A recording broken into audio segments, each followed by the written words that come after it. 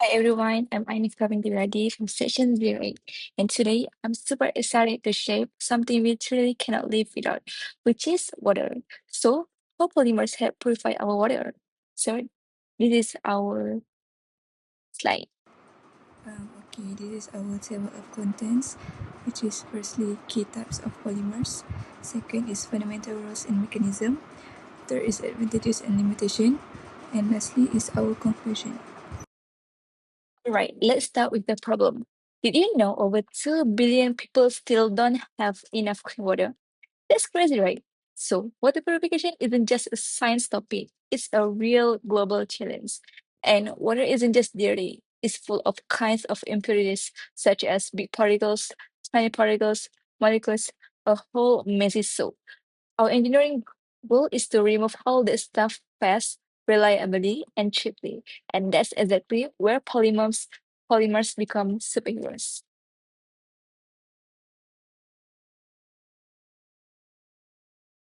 Okay, first up, polyelectrolytes. These are water-soluble polymers with charges along their chain, sort of like steady sticky noodles that grab particles.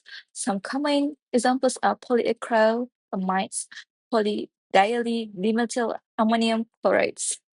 I know the name is a mouthful. And lastly, and natural polymers like Cheetos. Depending on their charge, they treat different types of solids. Like anionic, they go for inorganic stuff like clay. Cationic, they handle organic waste. Pretty, fle- pretty flexible, right?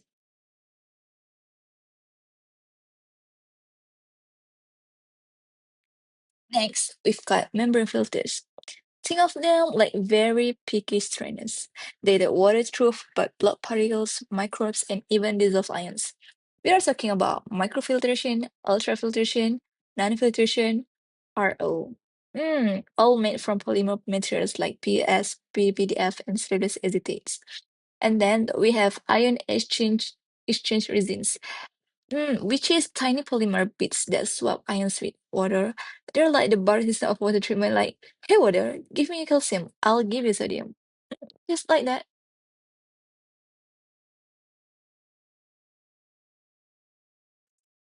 And then we'll talk about mechanism for coagulation and flocculation. Now let's talk about the one of the coolest processes, coagulation and flocculation. Coagulants neutralize the charge of tiny particles. So instead of repelling each other, they stick together to form microflocs. Then flocculants come in, like long polymer chains, and they basically tie these tiny particles together into big, heavy clumps.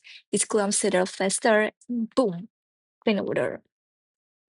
Next is reverse osmosis, which is RO, the star of modern water purification. Our membranes only let water molecules through. Everything else gets rejected like a bad movie plot. And fun fact, Singapore's use RO a lot because they don't have much natural water. Malaysia, not as much. We are lucky we have groundwater. In ion exchange systems, the resin bits have functional groups that swap ions like they are doing business deals. Partners ions like calcium and magnesium get traded for sodium or hydrogen, which prevents killing and give us soft, high purity water.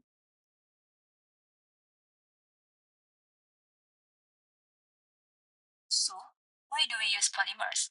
Well, they are fast, efficient, and make the whole process cheaper to run. They speed up flocculation, help create stronger flocks, and cut down on chemical use. Basically, more performance for less effort. Of course, nothing is perfect. Some polymers are mechanically weaker than metal of ceramic systems. Some synthetic polymers can leave microplastic residues.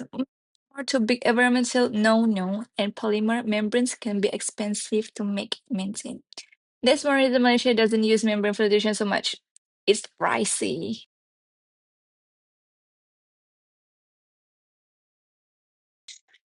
So, to wrap up, polymers play a huge role in water purification, from coagulation and flocculation to RO to ion exchange. Coagulation like PAC and PA-1 have proven super effective, and proper ion exchange pre-treatment help facilities like cooling towers run more efficiently.